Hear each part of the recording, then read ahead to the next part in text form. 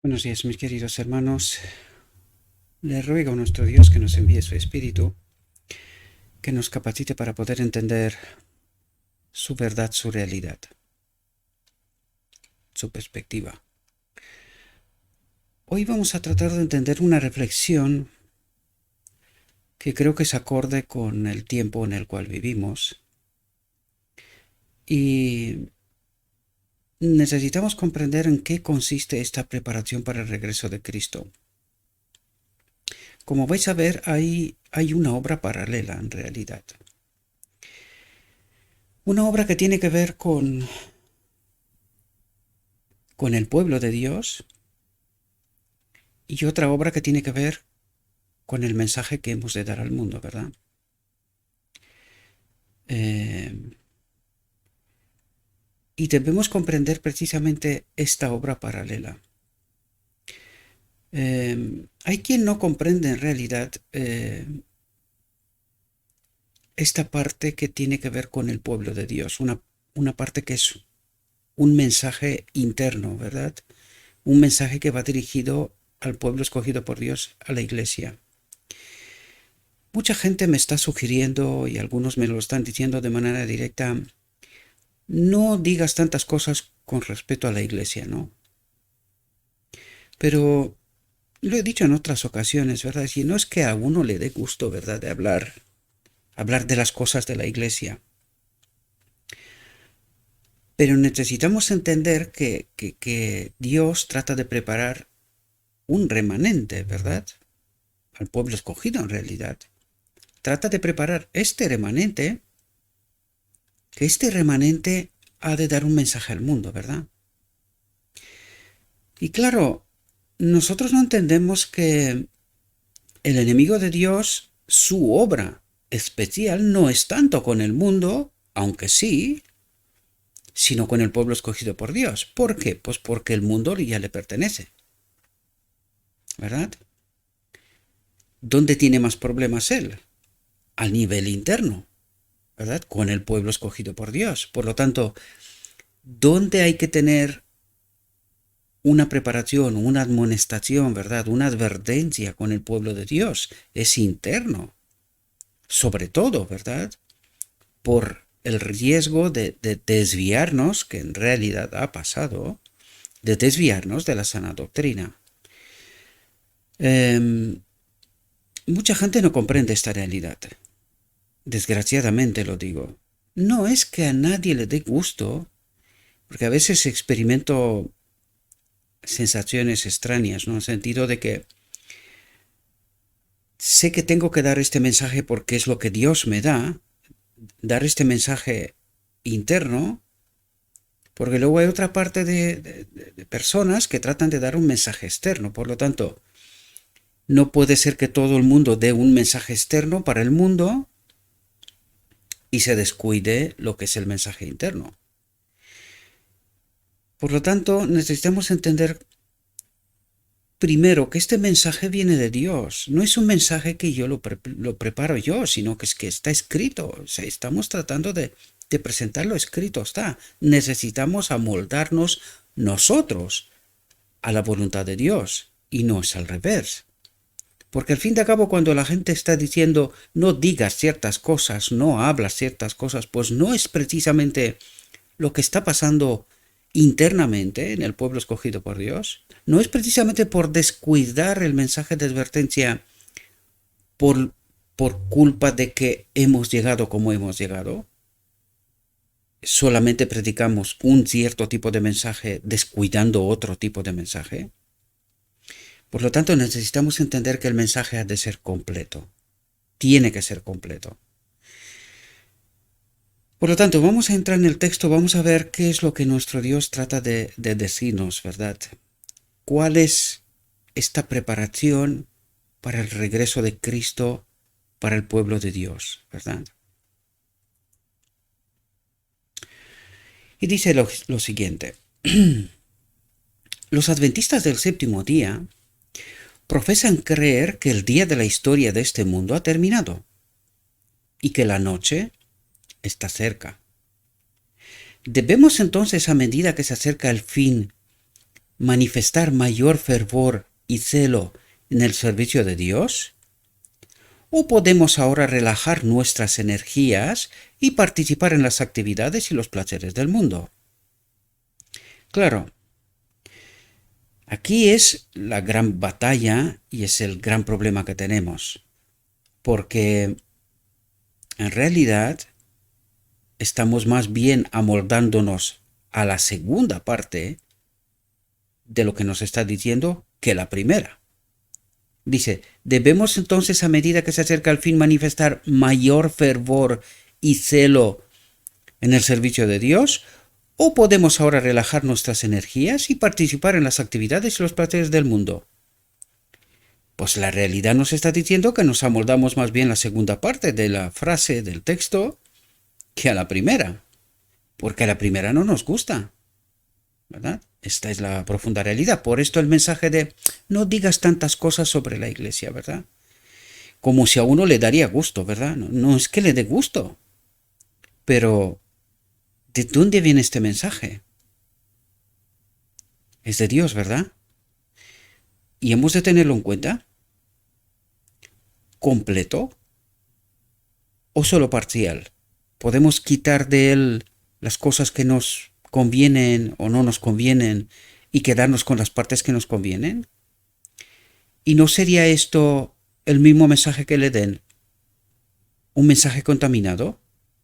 Porque no es el mensaje completo, ¿no?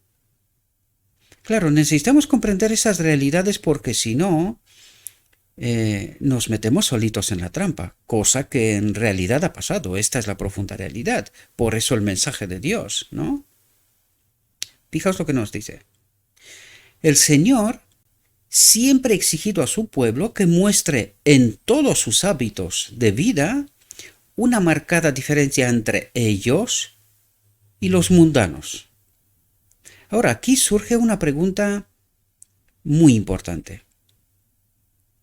¿En qué consiste la diferencia entre nosotros y los demás? ¿Hay una marcada diferencia? Eso es lo que trata de decirnos. ¿Hay una marcada diferencia? Debemos de asegurarnos, queridos hermanos. Debemos de asegurarnos porque tenemos las tendencias de relativizarlo todo, ¿verdad? Y no tenemos esa marcada diferencia tan clara. Por eso Dios nos envía el mensaje que nos envía. Por eso nos advierte una y otra vez. Porque el enemigo está trabajando para engañarnos. Y parece ser que algunos de nosotros estamos trabajando voluntariamente o involuntariamente con él. No hay que contarles a la iglesia ciertas cosas. Hay que hablarles solamente del amor y de la gracia, ¿verdad? Pues este no es el mensaje del Edén. No morirás. Dios te ama. Necesitamos comprender las profundidades, queridos, si queremos ser salvos. Si no, no pasa nada. Podemos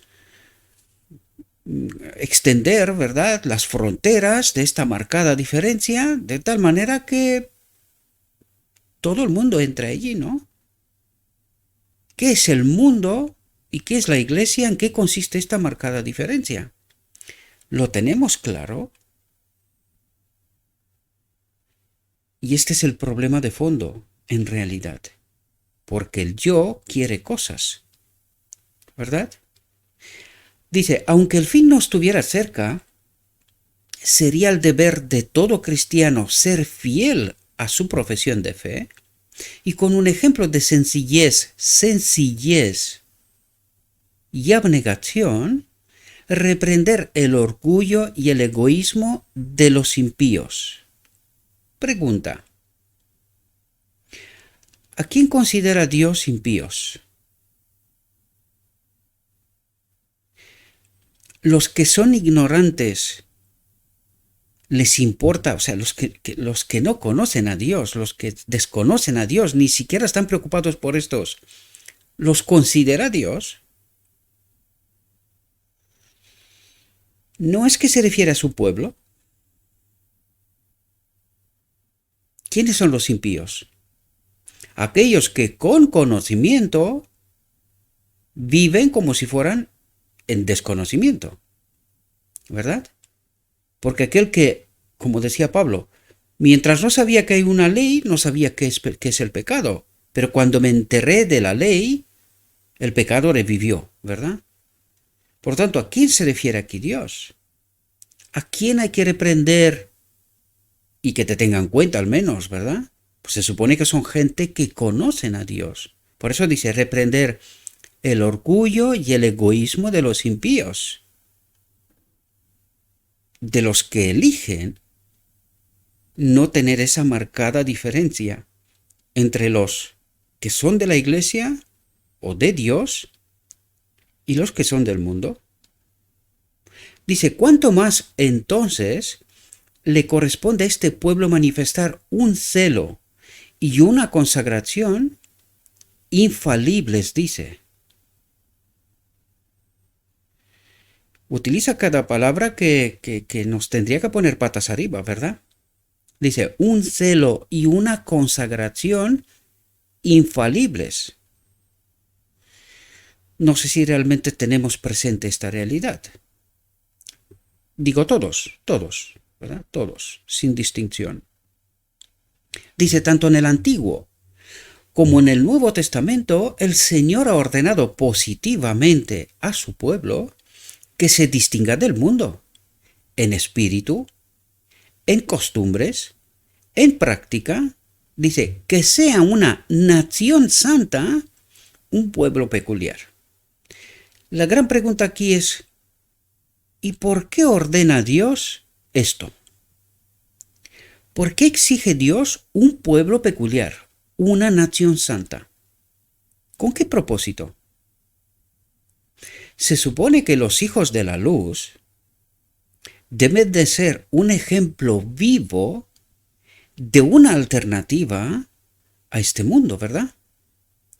Deben de ser, igual que el modelo, Cristo, luz para un mundo que está en oscuridad. ¿Esto qué quiere decir? Cuando en un espacio oscuro tú enciendes una bombilla, la gente empieza a ver lo que antes no veían. Por lo tanto, cuando Dios exige un pueblo peculiar, una nación santa, ¿qué es lo que exige? Una alternativa real frente a lo que este mundo ofrece, ¿verdad? Ahora podemos entender cuál es la línea de demarcación clara y el por qué. Una vez sentadas estas bases, sentados estos bases, ahora tenemos que preguntarnos, ¿es la iglesia esta alternativa al mundo? Cuando alguien entra dentro de la iglesia, ¿qué es lo que ve? Un pueblo que se distingue del mundo en espíritu, sumamente importante, en costumbres y en práctica. ¿Es esta una realidad para nosotros? ¿Somos nosotros en verdad este pueblo peculiar? ¿O nos hemos ido acostumbrando, como nos dijo al principio, relajando y asemejándonos al mundo para no saltar tanto a la vista, ¿verdad? Por eso se entiende también el ecumenismo, la presencia en el ecumenismo. Para no ser tan, ¿cómo diría yo? Para que no se ponga el foco de atención sobre nosotros, ¿verdad? Que nosotros seamos este pueblo peculiar tan raros en espíritu, en costumbre y en práctica. Sino todo lo contrario, vamos a estar todos juntos trabajando por un mundo de amor, de paz, porque en realidad esta es la oferta del mundo. Entonces, ¿no se está solapando en realidad la propuesta de Dios con este mundo? ¿Dónde está la peculiaridad? Ahora entendemos cuál es ese espíritu que está dentro de la iglesia, que solamente habla de ciertas cosas obviando otras, porque lo que está tratando de hacer en realidad es que no seamos este pueblo peculiar, sino que el disparate, la frontera, esa línea de demarcación, no sea tan grande cuando alguien entra del mundo dentro de la iglesia. Eso es lo que está pasando en realidad. Otra cosa es que teóricamente nosotros decimos muchas cosas, pero ¿cuál es la práctica? Esa es la que importa. ¿Y se justifica el mensaje que Dios nos envía? ¿O es que se está equivocando Dios? ¿Su pueblo está bien? Y algunos no tienen otra cosa que hacer más que decirle a la iglesia cosas, ¿verdad? Hablar mal de la iglesia, que es lo que sugieren constantemente, ¿verdad? Algunos.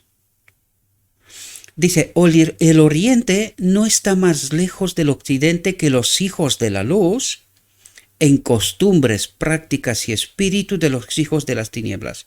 ¿Qué está diciendo? Que están en polos opuestos. Los hijos de la luz deberían de estar en polos opuestos, totalmente. En costumbres, prácticas y espíritu de los hijos de las tinieblas. Pero la realidad es esta. ¿Qué quieren los hijos de la luz? Lo mejor de este mundo. La mejor casa, vacaciones, coches, trajes, todo lo mejor de este mundo. ¿Y en qué consiste la diferencia? Costumbres, práctica, espíritu. ¿En qué consiste la diferencia? ¿Dónde está la línea de demarcación? Real, queridos, necesitamos ir a la realidad, mirar en el espejo de la realidad. Eso es lo que nuestro Dios trata de explicarnos, de ayudarnos a entender. ¿Y este es un mensaje interno o es externo? ¿A quién va dirigido este mensaje? ¿A los hijos de las tinieblas? Pero si desconoce a Dios y sus exigencias. Va dirigido al pueblo escogido por Dios, ¿verdad? Por lo tanto, ¿es necesario también este mensaje? Pues claro que sí, porque si no hay un pueblo con una línea de demarcación clara, que no entiende cuáles son las costumbres, las prácticas y espíritu, la exigencia de Dios, del reino de Dios, cómo se vive ahí, ¿cómo va a haber un remanente que le pueda explicar al mundo cuál es la otra alternativa? Y nosotros constantemente tratamos de negarnos a esta realidad, como si esta iglesia fuera lo mejor de lo mejor. Necesitamos entender la realidad del espejo. Lo digo una y otra vez. El espejo no cambia nada. Tú te colocas delante de él y tal cual eres es lo que te devuelve. Y con lo que te devuelve has de comparar con lo escrito está, tratando de entender qué se tiene que modificar, qué se tiene que cambiar para conseguir entrar en esta conformidad con la voluntad de Dios, que esta línea de demarcación sea real y no solo teorías. Predicamos para sentirnos bien con nosotros mismos, creyendo que estamos bien, pero que la realidad del espejo no es esta, ¿verdad? No es una profesión de fe o un nombre registrado en el libro de la Iglesia lo que nos constituye en hijos de Dios. Y por eso yo os digo en muchas ocasiones, y me veo obligado a repetirme en muchísimas ocasiones, porque es que no entendemos cuál es la Iglesia de Dios. No entendemos qué significa ser hijo de Dios. Nosotros tratamos de defender lo que Dios no entiende como tal, y no es porque no sea necesario. No estoy diciendo eso. Necesitamos el auténtico espíritu para poder entender la profunda realidad. Pero ¿qué es lo que me convierte a mí en un auténtico hijo de Dios? Eso es lo que necesito entender. Desde la perspectiva de Dios, ¿verdad? ¿De qué me sirve a mí defender hasta la muerte una iglesia si esta iglesia está en apostasía? ¿De qué sirve? ¿Se salvará la iglesia tal como lo entendemos nosotros? ¿Y yo me salvaré? Hagámonos preguntas. Tratemos de contestar. Y a ver si por alguna razón conseguimos entrar en la razón desde la perspectiva divina. Fijaos lo que nos dice aquí. Es una conexión vital con Cristo.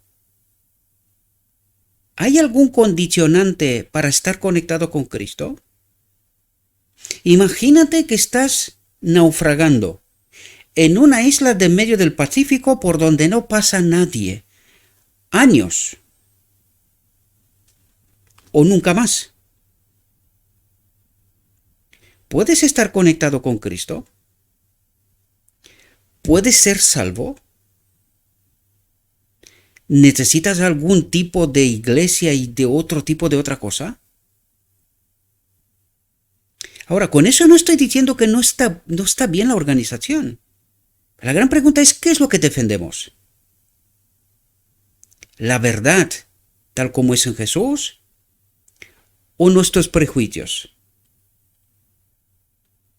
Es como si trataríamos de decir, necesitamos defender a muerte la paleta del albañil, porque sin la paleta del albañil no se hace la construcción. Pero al albañil no importa tanto. La paleta es importante. ¿No os parece una locura? ¿Es importante la paleta? Claro que sí, porque el conjunto vale, pero ¿quién vale más?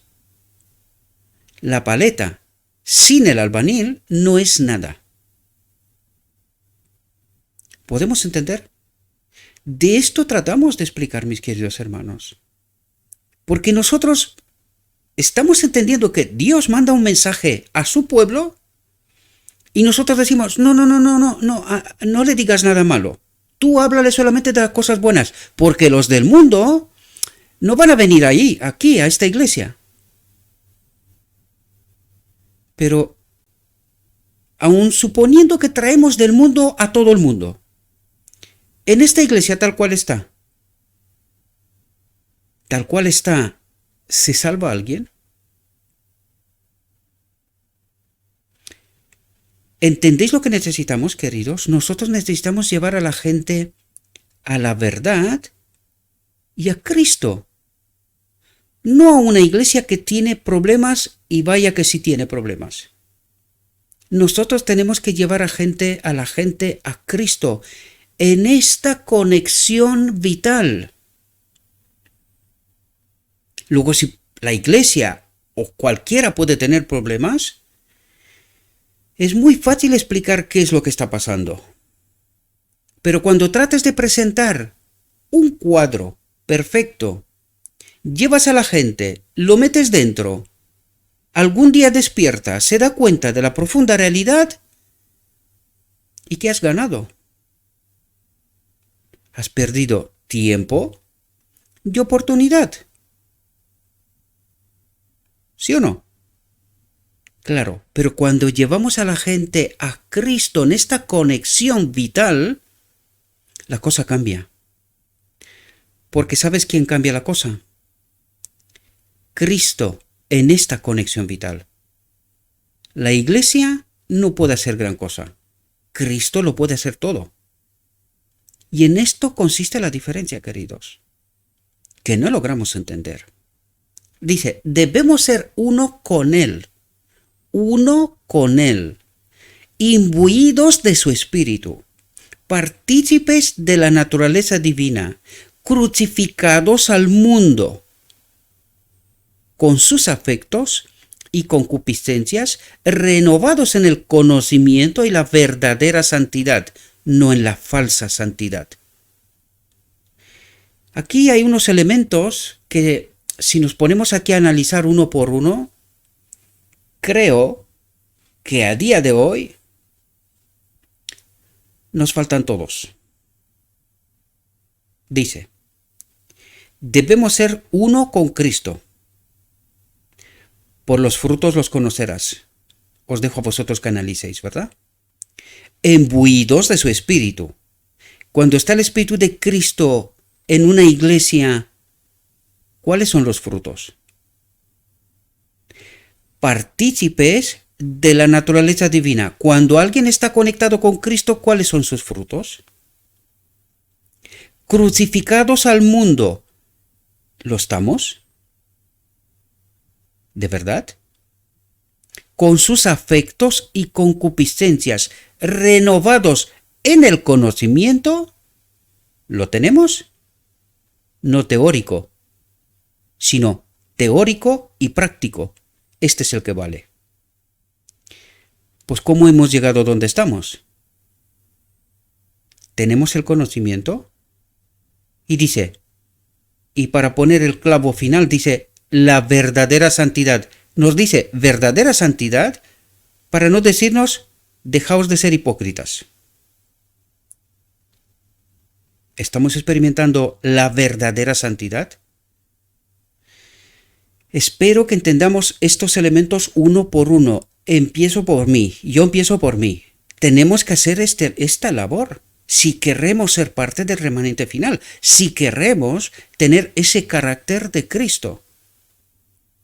Porque cuando estamos predicando Dios nos ama, salvos por gracia y por fe, ¿sabéis lo que estamos evitando?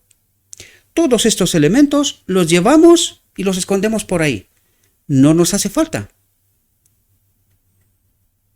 Porque no necesitamos ninguna transformación. Y todos estos elementos nos hablan de la verdadera santidad o la verdadera transformación. Esta es la profunda realidad. Y nosotros, por este mensaje tan especial que estamos predicando, lo que estamos tratando de hacer es precisamente quitar de en medio la transformación, esta conexión vital con Cristo, que tiene como propósito ¿qué? El día de la expiación, la purificación de su pueblo. ¿Teórica? ¿Una sustitución o real? ¿De qué nos habla aquí? ¿De una sustitución o de realidad? Una realidad en mi vida. Esto necesitamos comprender, mis queridos, porque alguien nos está contando un evangelio contaminado y tenemos expectativas que, tal como vamos, no se van a cumplir. Eso está claro. Sino más bien todo lo contrario, ¿verdad? Dios exige de su herencia comprada con sangre la santificación de todo el ser, la pureza como la de Cristo. Ups. Se nos fue el evangelio. La pureza como la de Cristo. La conformidad perfecta, dice, con la voluntad de Dios. Es imposible. Pecamos hasta que Cristo viene. Esto no es posible. ¿Y sabéis lo que le estamos diciendo a Dios en la cara? Que es un mentiroso. Eso es lo que tratamos de decir. Lo que nos cuenta es una imposibilidad. No es una realidad para mí. Sed pues perfectos es la palabra de Dios para nosotros. ¿Hallaré fe cuando volveré a la tierra? Era la pregunta de Cristo. Y para que podamos obedecer esta palabra, nos da también la llave para entender cómo. Y para que podamos obedecer esta palabra, envió a su Hijo unigénito a esta tierra para que viviera en nuestro nombre de la humanidad, demostrando al enemigo de Dios que el hombre conectado con Dios sí puede obedecer. Dice, para que viviera en nuestro nombre una vida perfecta, desmontando el argumento del enemigo de Dios que no se puede. Pues hubo un hombre que sí pudo. El modelo.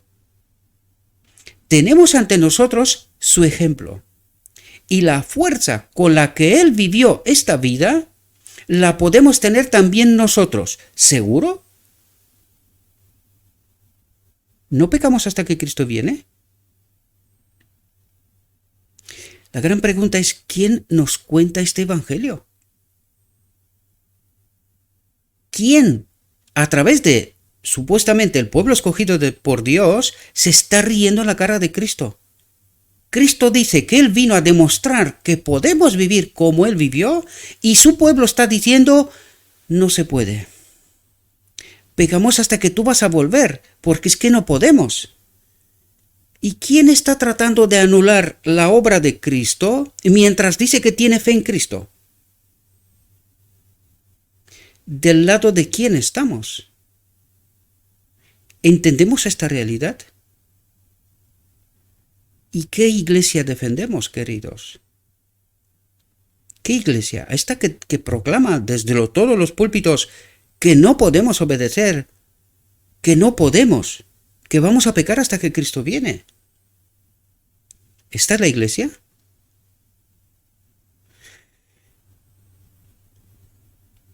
Nuestro deber, nuestra seguridad, nuestra felicidad y utilidad y nuestra salvación nos exigen a cada uno de nosotros que pongamos la mayor diligencia en conseguir la gracia de Cristo. Interesante como fórmula. Dice, en conseguir la gracia de Cristo. ¿Se puede conseguir? ¿Y qué es la gracia de Cristo? Es el perdón de los pecados pasados y la conexión vital con su espíritu hoy, para que mis elecciones de hoy sean distintas que las de ayer, cuando desconocía la ley, cuando desconocía a Cristo, mi modelo, mi salvación, mi redención, mi justificación, real, no sustitución. Sustitución es solo para los tiempos de desconocimiento. Para hoy es poder para obedecer.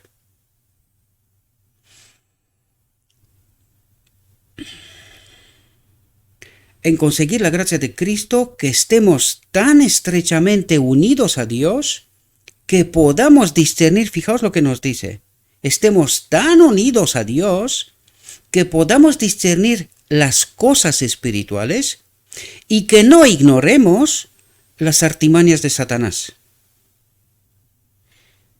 ¿Y entendemos nosotros estas dos obras? ¿Cómo obra Cristo y cómo obra su enemigo? Para poder entender las cosas espirituales en verdad. Las poderosas olas de la tentación irrumpirán sobre todos, y a menos que estemos remachados a la roca eterna en esta conexión vital, seremos arrastrados para convertirnos en la presa indefensa del enemigo. El alma debe prepararse para resistir la tentación mediante la búsqueda diligente de las Escrituras y la oración ferviente en busca de ayuda divina. El poder transformador de la gracia de Cristo moldeará a quien se entregue al servicio de Dios. Transformará, ¿verdad? Eso es lo que hace la gracia de Cristo, su espíritu, ¿verdad? Porque Dios está, atentos a lo que dice aquí, porque Dios está obligado por una promesa eterna a suministrar poder y gracia, atentos al condicionante, a todo aquel que se entregue para ser santificado. Por lo tanto, ¿quién santifica? Cristo, pero si yo me entrego. Por la obediencia a la verdad. ¿Cuánta verdad? ¿Cuál verdad? Toda la verdad, que viene del trono del lugar santísimo, no del trono del lugar santo. Dice, ahora es el momento de prepararse para la venida de nuestro Señor. La preparación para recibirlo no puede lograrse en un momento. ¿Y qué es lo que trata de decirnos? Que aquellos que están esperando que en la venida de Cristo ocurrirá algún tipo de milagro y que podrán ser llevados al cielo, se equivocan. Se equivocan. Para poder entrar en la boda del Cordero se necesita un carácter transformado, idóneo, simétrico al de Cristo. Y dice, y esto no va a ser ningún milagro, porque si fuera un milagro, entonces tendría que haberlo hecho con Adán desde el mismo Edén. No hacía falta toda la historia. Por eso necesitamos entender la verdad tal como está en Jesús. Como preparación para esa solemne escena debe haber una espera y una vigilancia, vigilantes, combinadas con un trabajo serio. Vivimos en un tiempo de peligro, un tiempo de tentación, de desaliento. Cada uno está acosado por las artimañas de Satanás y debemos presionar juntos para resistir su poder. Dice, debemos presionar juntos para resistir su poder. Deberíamos ser de un mismo sentir, hablar las mismas cosas y con una sola boca glorificar a Dios. Cuando prevalece la unidad, la iglesia avanza de éxito en éxito. Pero ahora hagámonos una pregunta. ¿Es eso lo que nos está pasando a nosotros? Dice, cuando prevalece la unidad, la iglesia avanza de éxito en éxito. ¿Es esta nuestra realidad? ¿Es esta nuestra iglesia? Y los diversos departamentos de la causa de Dios cumplen su parte en la terminación de la gran obra que tenemos ante nosotros. Hay muchos en nuestras iglesias que solo tienen una comprensión limitada del significado real de la verdad para este tiempo. ¿Dónde está poniendo el dedo? Dice, tienen una comprensión limitada del significado real de la verdad para este tiempo. Aquí te puedes parar un rato para hablar, porque esto justifica el espíritu profecía para este tiempo, esta es la verdad para este tiempo, pero también nos dice que estamos condicionados porque no entendemos la verdad pura, sin contaminar. ¿Verdad? Eso es lo que está diciendo. Hay muchos, dice, en nuestras iglesias que solo tienen una comprensión limitada del significado real de la verdad para este tiempo. Dice, les pido que no ignoren el cumplimiento de las señales de los tiempos, que dicen tan claramente que el fin está cerca. Oh, cuántos que no han buscado la salvación de su alma, pronto harán el amargo lamento. La cosecha ha pasado, el verano ha terminado, y yo no me he salvado. ¿De dónde estará esta gente?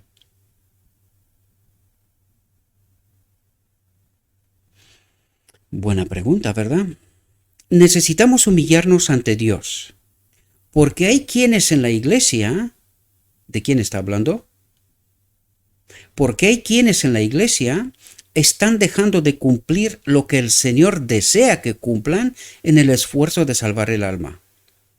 Los privilegios que les ha dado, las promesas que les ha hecho, las ventajas que les ha concedido, deberían inspirarles un celo y una devoción mucho mayores de lo que manifiestan. Mis hermanos y hermanas, ¿estamos dispuestos a dejar el yo fuera de la cuestión? ¿Gastamos nuestras energías en el servicio del Maestro? ¿Nuestras voces se alzan a menudo en una súplica sincera por el poder de lo alto? Lo que quiere decir que no lo tenemos. ¿Es nuestra fe pura y fuerte?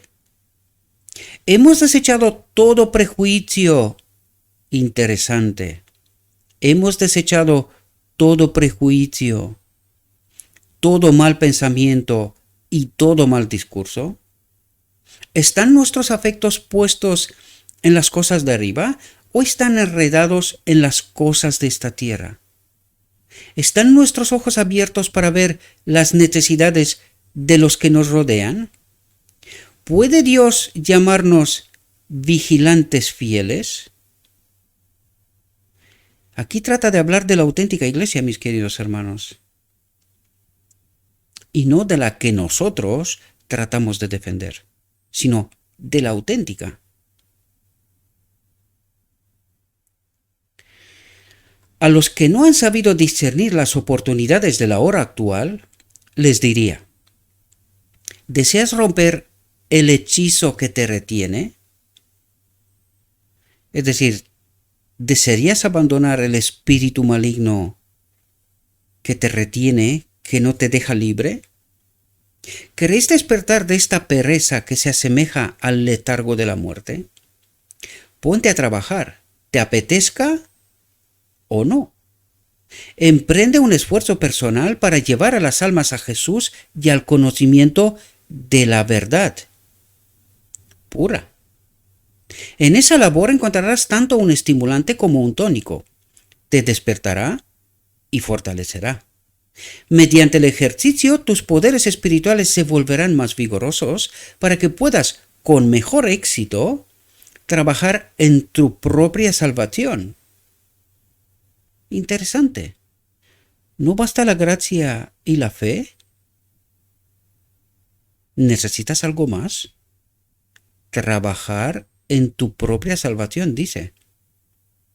El estupor de la muerte está sobre muchos que profesan a Cristo. Tremendas palabras, ¿eh? Tremendas. El estupor de la muerte está sobre muchos que profesan a Cristo. Haz todo lo posible por despertarlos. No, pero no hables tantas cosas sobre la iglesia. No digas esas cosas. Y Dios dice: haz todo lo posible por despertarlos, aunque esto te cueste la vida. Adviérteles, suplica, exponles, dice. Hagamos nosotros eso. No, la iglesia no se puede. No, esta es obra de Satanás. No, que tú no amas a la iglesia, que tú haces estas cosas en contra de la iglesia. Adviérteles, suplica, exponles. ¿Y cómo interpreta la iglesia esto? No, esto viene de Satanás. Tú tienes demonio, algo con la iglesia y con no sé quién. Ora para que el amor derretido de Dios pueda calentar y ablandar sus naturalezas congeladas, dice. Aunque se nieguen a escuchar, tus esfuerzos no se perderán. En el esfuerzo por bendecir a otros, tus propias almas serán bendecidas. Los más grandes en el reino de Dios son aquellos que aman al Salvador demasiado bien como para tergiversarlo, relativizarlo todo. Que aman a sus semejantes demasiado bien como para poner en peligro sus almas, dando un mal ejemplo. Ser igual que ellos, parecerse a ellos, porque la iglesia está bien. Lo que cuenta el Evangelio no importa. La iglesia anda bien. Y este mensaje se me ha ocurrido a mí. Que cada miembro de la iglesia se arrodille ante Dios y ore fervientemente por la impartición del Espíritu. Clame: Señor, aumenta mi fe. Hazme entender tu palabra, porque la entrada de tu palabra da luz. Refréscame con tu presencia. Llena mi corazón con tu espíritu para que pueda amar a mis hermanos como Cristo me ama. Dios bendecirá a quienes se preparen así para su servicio. Comprenderán lo que significa tener la seguridad del Espíritu, porque han recibido a Cristo por la fe. La religión de Cristo significa más que el perdón de los pecados. Significa que el pecado es quitado. ¿En serio? ¿Es posible? ¿No pecamos hasta que Cristo viene? Pero que no hay que hablar estas cosas, porque estás hablando en contra de la iglesia y de los maestros que predican, ¿pecamos hasta que Cristo viene? Significa que el pecado es quitado y que la vida está llena del Espíritu. Significa que la mente está divinamente iluminada y que el corazón se vacía de sí mismo y se llena de la presencia de Cristo. Cuando esta obra se realiza para los miembros de la iglesia será una iglesia viva y operativa. Pero por ahora no lo es. ¿Lo digo yo? La iglesia será una iglesia viva y operativa cuando se dan los condicionantes previos.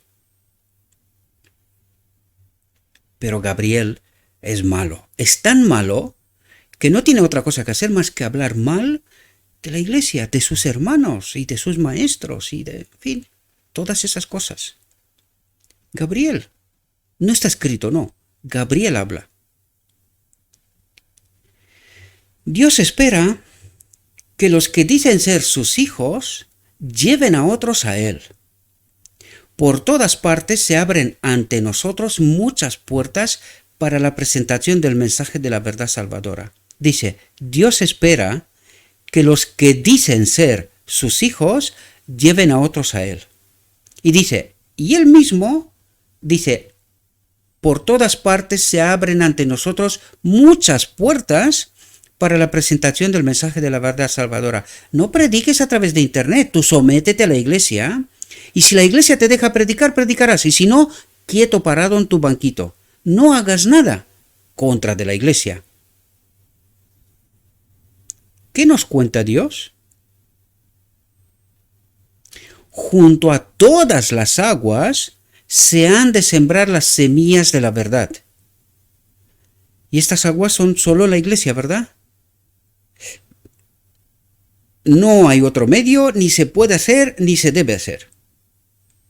A todo el mundo, a toda nación, tribu, lengua y pueblo, se ha de proclamar el mensaje.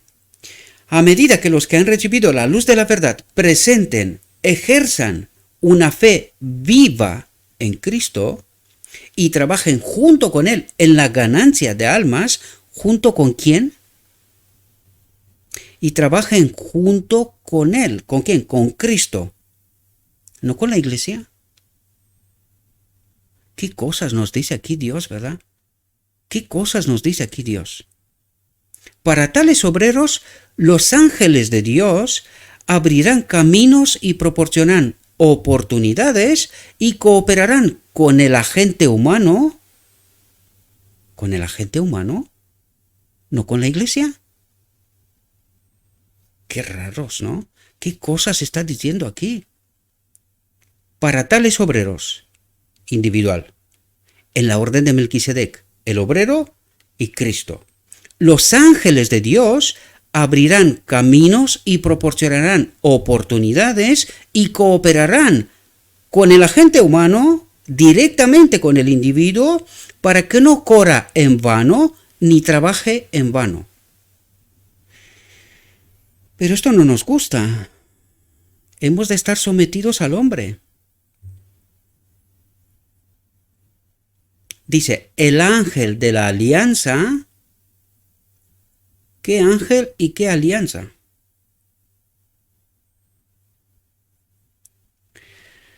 Es Cristo el que une la humanidad con la divinidad. El ángel de la alianza está dando poder a sus siervos para que sean sus testigos y lleven la verdad a todas las partes del mundo. Ha enviado a sus ángeles con su mensaje.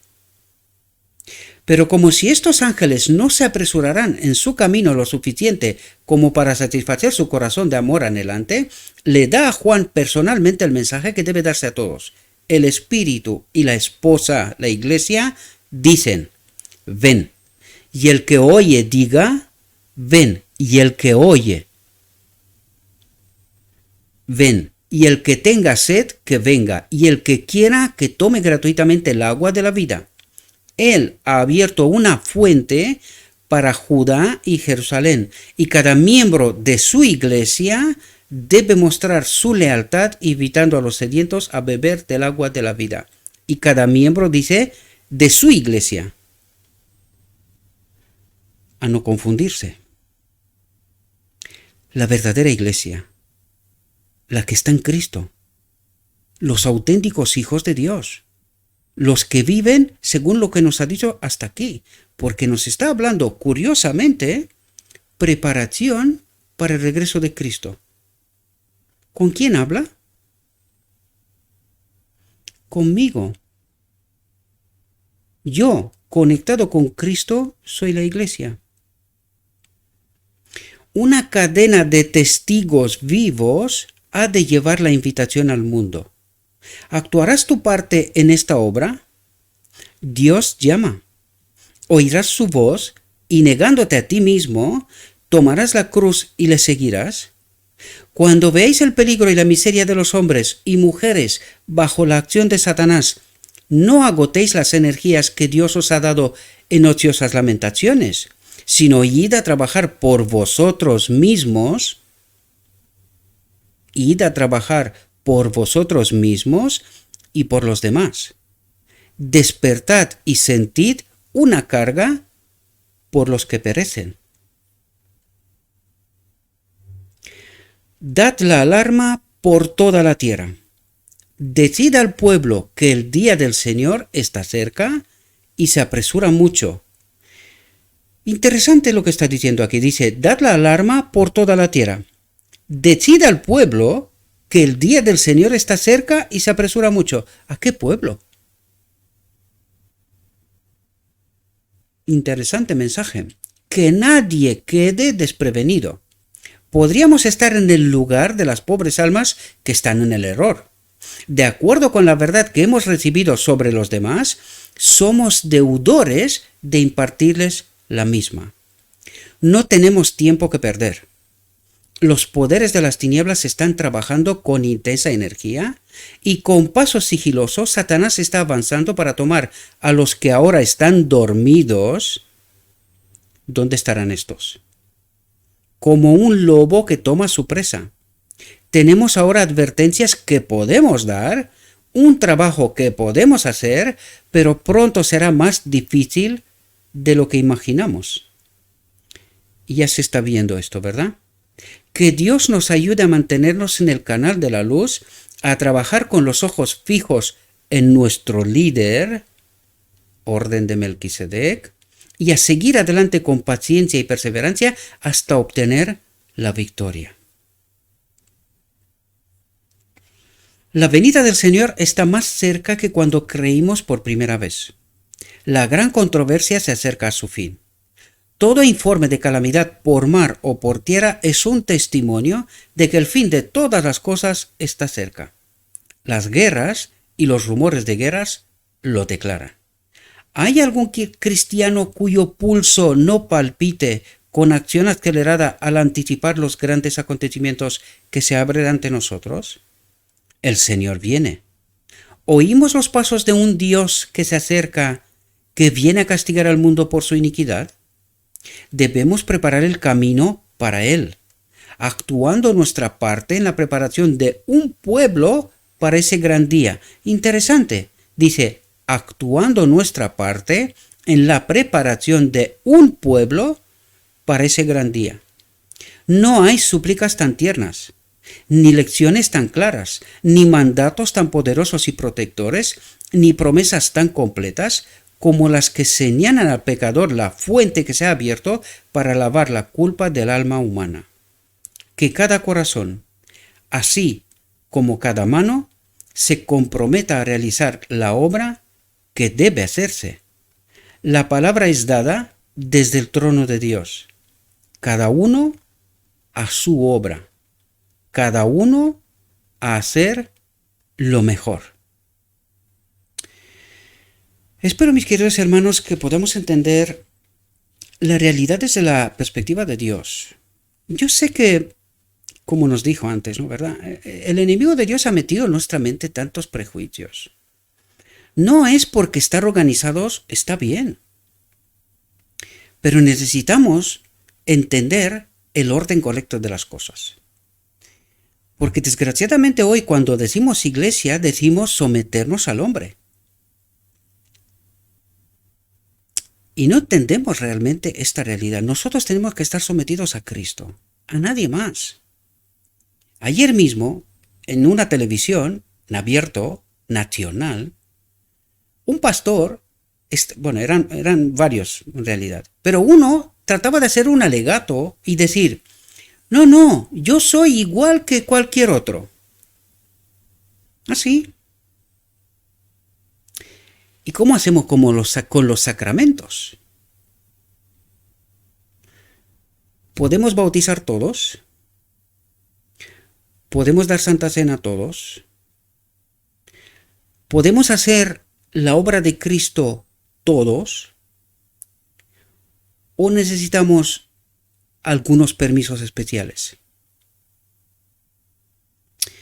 Esto es lo que algunos no entienden. Por eso algunos son exclusivos mientras dicen que no, que ellos son iguales, que todos somos iguales. Pues ojalá fuera así. Pero no lo es. ¿Verdad? Y no es por envidia ni por ninguna otra razón. ¿Por qué la Iglesia excluye a la gente? ¿Por qué? ¿Siempre es por la ley? Pues no, por la ley no es. No. Porque hay gente manifiestamente pecando entre los que tienen cargos dentro de la Iglesia. Por lo tanto, se excluyen no a los que pisotean la ley, sino que se excluyen a los que discrepan con la orden, con la Iglesia, entiéndase. Y tratan de decir que somos todos iguales. Pues no, mis queridos, no somos todos iguales. Algunos son doctores, otros son maestros, con permisos especiales que hacen el orden, dictan cómo, qué y dónde y cuándo. Por lo tanto, no somos iguales. Y ahora necesitamos entender esta realidad, la que Cristo nos presenta. Esta preparación para el regreso de Cristo que es personal, en la orden de Melquisedec. El auténtico líder es Cristo. Él invita a todo el mundo que se conecte con Él y que pueda hacer la obra que corresponde para este momento. ¿Verdad? Y no hay ningún tipo de intermediación. Por esto se rompió el velo. Por eso tenemos acceso directamente a la fuente, es decir, al Padre. Y no hay ningún tipo de intermediación. ¿Tenía que haber orden? Sí. Pero es que alguien ha suplantado, alguien ha movido el orden de las cosas. Desgraciadamente. Y el enemigo trata de engañarnos. Esta es la desgracia. Y no logramos entender. Y decimos que no sé quién tiene algo con la Iglesia. Pues no. Pero ¿entendemos bien las cosas? ¿Estamos preparados para la venida de Cristo? ¿Estamos cumpliendo con sus exigencias, las que nos presentó? Espero que podamos entender realidades, mis queridos hermanos. De todas maneras, como siempre lo digo, a mí caso omiso. Al escrito está. En la descripción del vídeo dejaré el enlace a la reflexión. Y os invito, mis queridos hermanos, que toméis vuestras decisiones, no lo que yo digo. No, yo no soy relevante. Al escrito está. Y lo que os diga el Espíritu, tomen vuestras propias decisiones. Porque todos, yo también, hemos de dar cuenta ante Cristo de la obra que hicimos. ¿Y en nombre de quién?